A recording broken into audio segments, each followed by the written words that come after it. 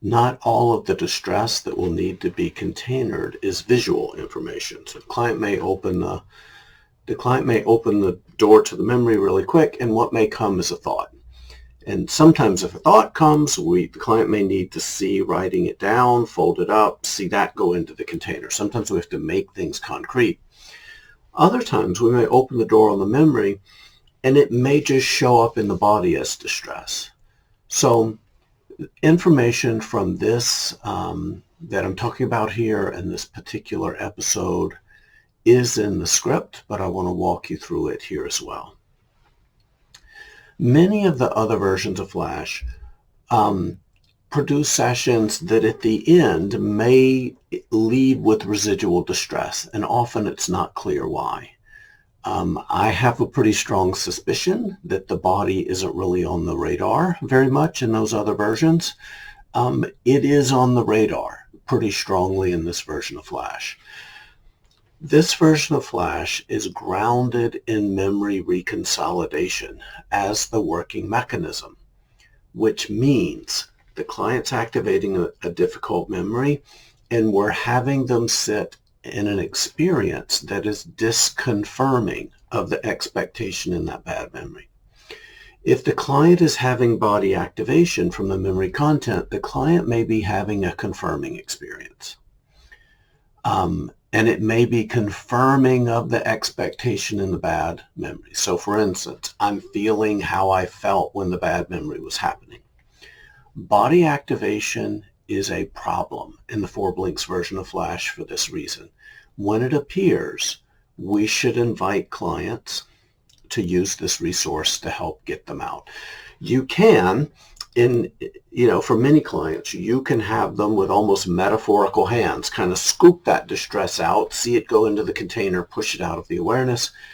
I like the Shop-Vac resource better because it's a little bit more concrete. It may connect with sensory memory of having used the Shop-Vac before. And it really is in line with our primary goal in Flash, which is to process the traumatic information as information, not as distress. In EMDR, we're trying to process the trauma as distress. We're letting you feel and experience and notice some of the distress that you could not feel, notice, and experience at the time, and do it in the present. In Flash, we're not. We are trying to process the information as information, not as distress.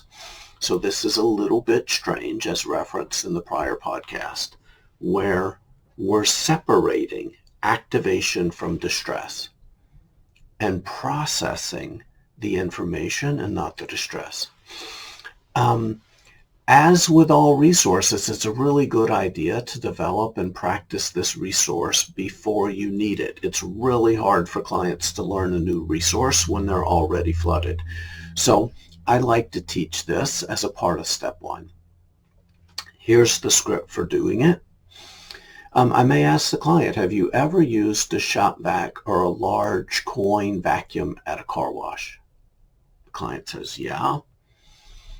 Can you imagine holding the hose of the vacuum with one hand and feeling it suction with the other?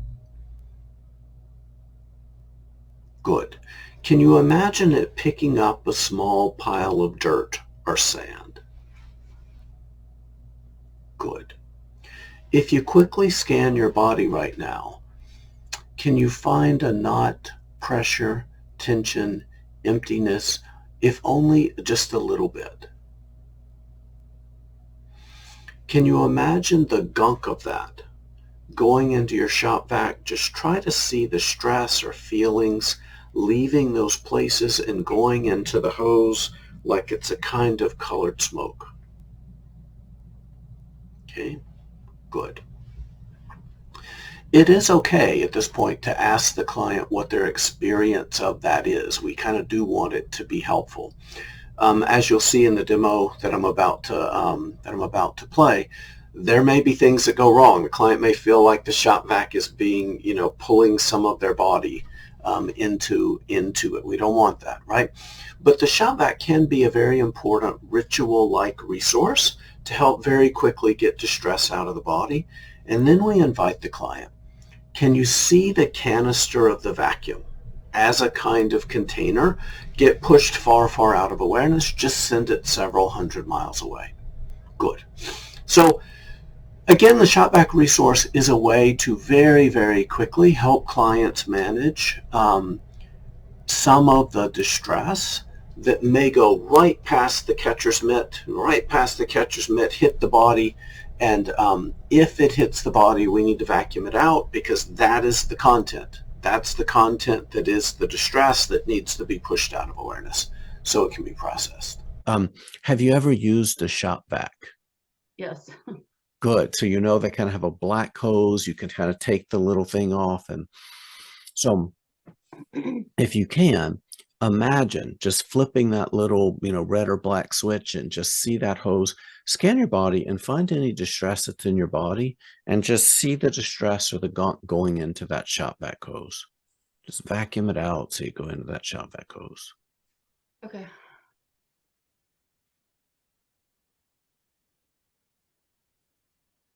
Okay. How was that? Good. Okay, good. See the Shop-Vac canister as your container. Push it out of your awareness. So you go far, far away. Okay. Okay, good. How does your body feel? A little more calm than before, Okay, but yeah, still a little bit of activation. a little bit, yeah. Okay, good. Vacuum whatever's left out. Vacuum kind of the next layer out, wherever it is. So scan your body, find the place of most distress, and just vacuum it out. Okay. Okay, good.